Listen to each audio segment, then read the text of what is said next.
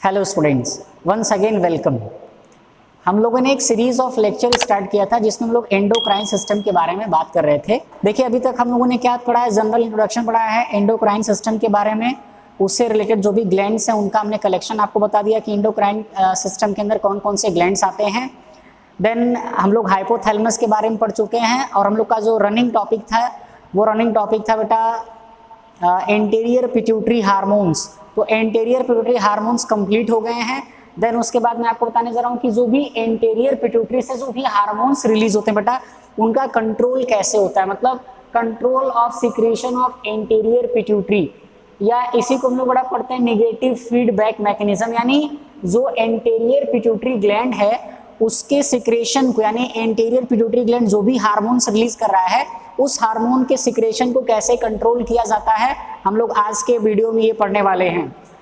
तो anterior pituitary से जो भी हार्मोन्स रिलीज होते हैं बेटा उनका कंट्रोल नेगेटिव फीडबैक मैकेनिज्म के थ्रू होता है, इसलिए हमने यहाँ पे हेडिंग लिख रखा है बेटा नेगेटिव फीडबैक मैकेनिज्म। अब ये नेगेटिव फीडबैक मैकेनिज्म क्या होता है हम लोग इसको डिटेल में समझेंगे वन बाई वन। सबसे पहले मैं आपको डायग्राम के थ्रू समझाना चाहूंगा कि नेगेटिव फीडबैक मैकेनिज्म कैसे काम करता है। देन यहाँ पे हम लोग समझेंगे फ्लो चार्ट के थ्रू बेटा। तो स्टार्ट करते हैं बेटा डायग्राम से। डायग्राम में आपको क्लियर होगा बेटा ये जो स्ट्रक्चर है इस पूरे स्ट्रक्चर को हम लोग क्या बोलते हैं बेटा हाइपोथैलेमस, है ना। ये क्या बेटा हाइपोथैलेमस, और हाइपोथैलेमस को हम लोग मास्टर ऑफ मास्टर ग्लैंड बोलते हैं। आप जानते हैं क्यों बोलते हैं बेटा, क्योंकि रिमेनिंग ये जो हाइपोथैलेमस है ये पिट्यूटरी ग्लैंड को कंट्रोल करने का काम करता है, इसलिए हम लोग इसको मास्टर ऑफ मास्टर ग्लैंड बोलते हैं और पिट्यूटरी ग्लैंड को मास्टर बोलते हैं। तो मास्टर को कंट्रोल करेगा तो master of master gland. Clear. देखिए प्रीवियस लेक्चर्स में मैं आपको बता चुका हूं बेटा कि जो हाइपोथैलेमस होता है उसके अंदर एक न्यूक्लियस होता है जिसको हम लोग बोलते हैं arcuate nucleus. So this is arcuate nucleus of hypothalamus.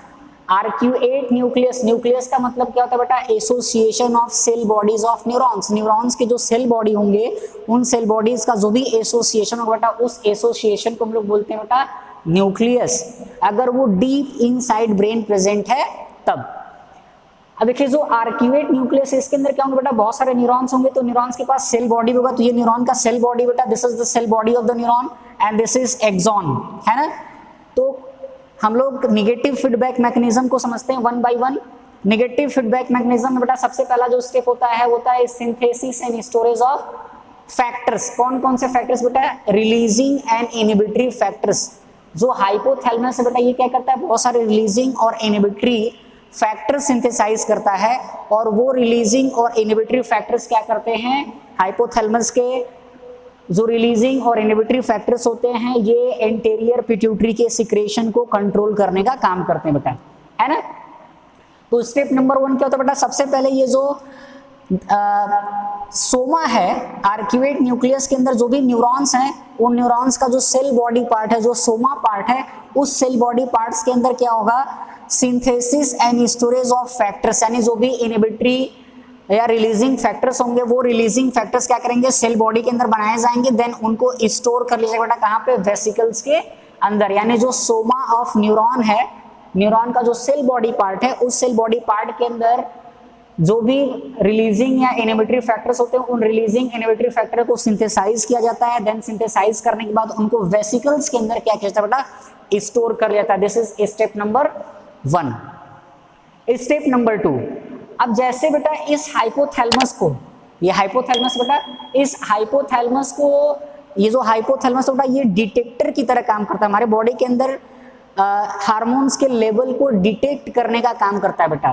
तो ये जो हाइपोथैलेमस है इसको जैसे ही कोई स्टिमुलस मिलेगा हार्मोन रिलीज करने का, जैसे हम लोग सिंपल एग्जांपल मान के चले बेटा कि अगर हमारे ब्लड के अंदर थायराइड हार्मोन्स का मतलब थायरोक्सिन एंड थायरोकैल्सिटोनिन, अगर इन हार्मोन्स का लेवल ब्लड के अंदर कम हो जाएगा तो वो ब्लड सर्कुलेट करते करते करते ब्रेन के पास पहुंचेगा, ब्रेन से अल्टीमेटली कहां पहुंचेगा बेटा हाइपोथैलेमस के अंदर पहुंचेगा। तो हाइपोथैलेमस क्या करेगा सेंस करेगा कि ये जो ब्लड आ रहा है इसके अंदर थायराइड हार्मोन्स कितने हैं, लेवल क्या है उनका।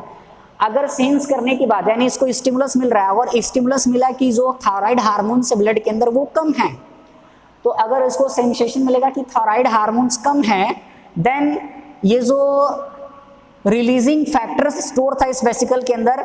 ये रिलीजिंग फैक्टर क्या करेगा बेटा, ये ओवरऑल जो न्यूरॉन है, आर्क्यूएट न्यूक्लियस जो है वो एक्टिवेट हो जाएगा, एक्साइट हो जाएगा, और एक्साइट होकर के क्या करेगा, जो भी इसके अंदर रिलीजिंग फैक्टर था उस रिलीजिंग फैक्टर को रिलीज कर देगा at the primary plexus. This is called as what, primary plexus. Primary plexus क्या होता है बेटा, प्राइमरी प्लेक्सस और फर्स्ट सेट ऑफ कैपिलरीज। ये मैं प्रीवियस लेक्चर में आपको बता चुका हूं कि ये जो सुपरफिजियल सुपेरियर हाइपोफिजियल आर्टरी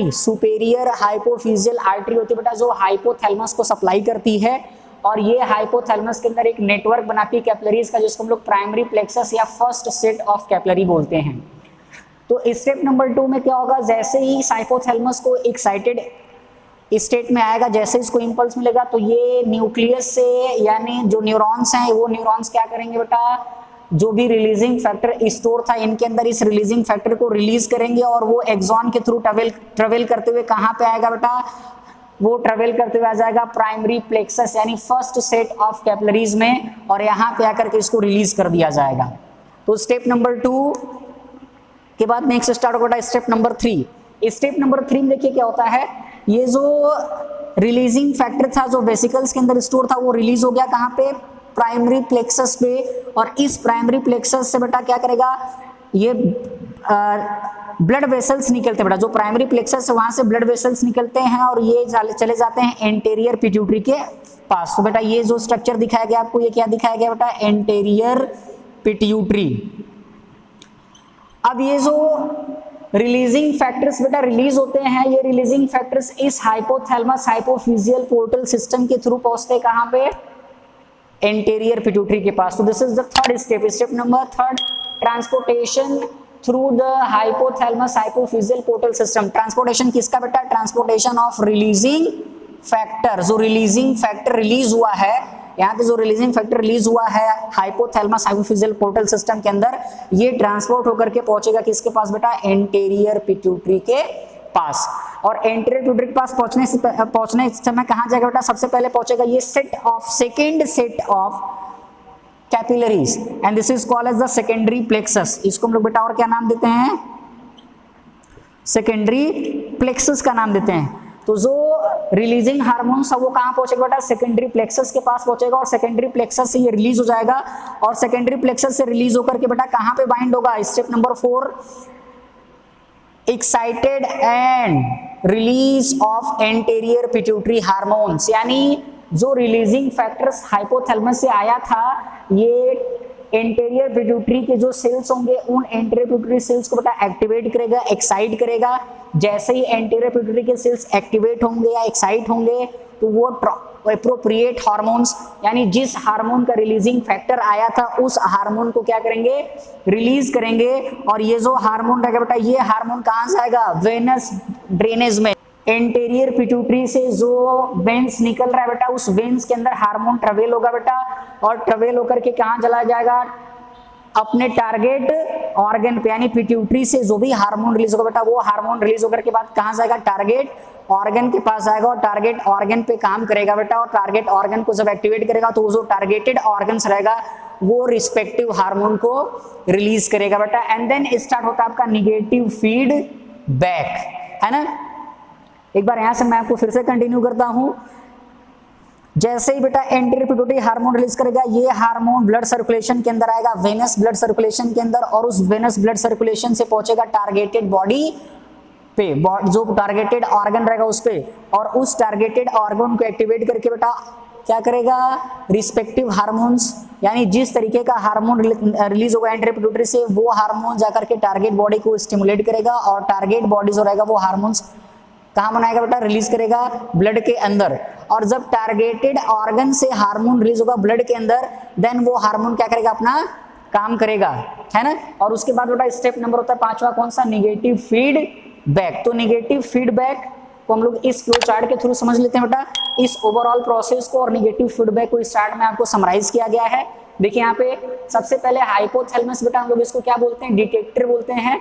इसको हम लोग डिटेक्टर क्यों बोल रहे हैं बेटा, क्योंकि ये क्या करेगा, ब्लड के अंदर हार्मोन्स के लेवल को डिटेक्ट करने का काम करता है।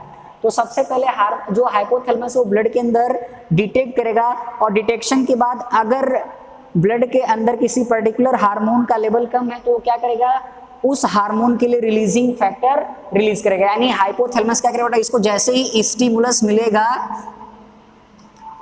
ये क्या रिलीज करेगा बेटा, रिलीजिंग फैक्टर्स। वो रिलीजिंग फैक्टर कहां पहुंचेगा, एंटीरियर पिट्यूटरी के पास। किसके थ्रू बेटा पहुंचेगा, हाइपोथैलेमस हाइपोफिजियल पोर्टल सिस्टम के थ्रू।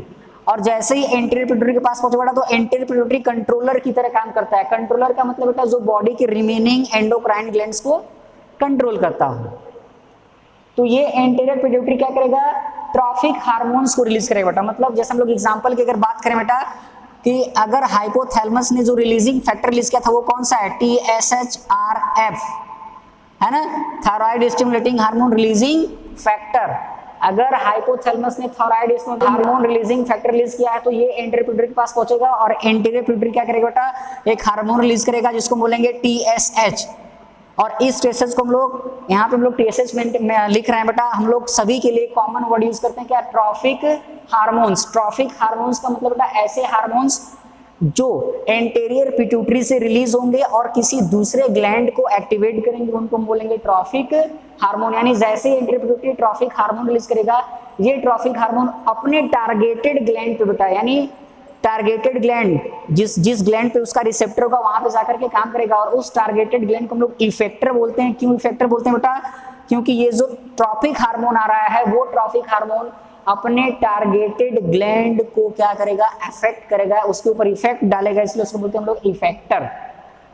अब देखिए बेटा, अगर हम लोग मान ले कि जो ट्रॉफिक हार्मोन था वो थायराइड स्टिमुलेटिंग हार्मोन है, तो इसका जो टारगेटेड ग्लैंड होगा बेटा वो कौन सा होगा, थायराइड ग्लैंड। और इस थायराइड ग्लैंड से क्या करेगा बेटा, हार्मोन रिलीज होगा। यानी हम लोग पहले जनरल समझते हैं, टारगेटेड जो ग्लैंड है, ये टारगेटेड ग्लैंड क्या करेगा, अपना हार्मोन रिलीज करेगा। तो raised blood level of the targeted gland hormone, यानी जो टारगेटेड ग्लैंड था उस टारगेटेड ग्लैंड से हार्मोन क्या होगा बेटा, रिलीज होगा। और जैसे ही रिलीज होगा तो ब्लड के अंदर उस हार्मोन का कंसंट्रेशन क्या हो जाएगा, बढ़ जाएगा। और कंसंट्रेशन बढ़ जाएगा बेटा तो ये क्या करेगा, कंसंट्रेशन बढ़ गया। अब ब्लड के अंदर हार्मोन का कंसंट्रेशन क्या हो गया बेटा, बढ़ गया। अब वही ब्लड ट्रांसफर होगा कहां पे, हाइपोथैलेमस के पास, और हाइपोथैलेमस उसको सेंस करेगा कि ब्लड के अंदर पर्टिकुलर इस हार्मोन का क्या हो गया, कंसंट्रेशन बढ़ गया। तब ये जो पूरा प्रोसेस था, इस पूरे प्रोसेस को क्या कर देगा, वो स्टॉप कर देगा। यानी जो रिजल्ट है, रिजल्ट क्या बेटा, पूरा रिजल्ट ये रहा है कि हाइपोथैलेमस क्या करेगा, अल्टीमेटली ब्लड के अंदर पर्टिकुलर किसी हार्मोन का कंसंट्रेशन बढ़ा देगा। और जिस हार्मोन का कंसंट्रेशन बढ़ा था, ये हार्मोन क्या करता है बेटा, हाइपोथैलेमस को इनहिबिट कर रहा है, इसलिए इसको बेटा बोलते हैं निगेटिव फीडबैक। नेगेटिव फीडबैक का मतलब जो हार्मोन प्रोड्यूस हुआ वही हार्मोन हाइपोथैलेमस के एक्टिविटी को स्टॉप कर रहा है, that is called as the negative feedback. अब देखिए जो हार्मोन भेजो बेटा, ये हार्मोन क्या किया जाएगा, बॉडी के अंदर यूज किया जाएगा, और यूज किया जाएगा बेटा तो फिर से उसका कंसंट्रेशन क्या होने लगेगा, कम होने लगेगा। तो lower blood level of the hormones, यानी जो हार्मोन्स था उसका ब्लड लेवल फिर से कम होगा, और ब्लड लेवल अगर फिर से कम होगा then it will again stimulate the hypothalamus. यानी बेटा जो हाइपोथैलेमस है, ये हाइपोथैलेमस किसके बेसिस पे काम करेगा, इस हार्मोन के कंसंट्रेशन के बेसिस पे। अगर ब्लड के अंदर हार्मोन का कंसंट्रेशन कम है तो ये हाइपोथैलेमस पूरे प्रोसेस को एक्टिवेट कर देगा। अगर हार्मोन का कंसंट्रेशन ज्यादा है तो पूरे प्रोसेस को क्या करेगा बेटा, इनहिबिट कर देगा। And this type of regulation when the resultant hormone control the activity of hypothalamus, that is called as the negative feedback mechanism। Example हम लोग लेके चल रहे थे बेटा थायराइड स्टिमुलेटिंग हार्मोन का, तो thyroid stimulating hormone target gland पे काम करेगा, थायराइड पे, और थायराइड से क्या करेगा थायराइड हार्मोन्स। अगर थायराइड हार्मोन्स का कंसंट्रेशन ब्लड के अंदर ज्यादा हो जाएगा तो ये क्या करेंगे, इनहिबिट कर देंगे हाइपोथैलेमस की एक्टिविटी को। अगर उनका कंसंट्रेशन कम हो जाएगा क्योंकि वो हार्मोन्स यूज होंगे, अब जब यूज होंगे तो उनका कंसंट्रेशन फिर कम होगा, जब कंसंट्रेशन कम होगा तो फिर से स्टिमुलेट कर देगा बेटा किसको, हाइपोथैलेमस को। It means the concentration of hormone in blood control the activity of hypothalamus. Either they are going to stimulate, if the concentration is more and more they are going to inhibit the hypothalamus, and if the concentration is less then they are going to activate the hypothalamus.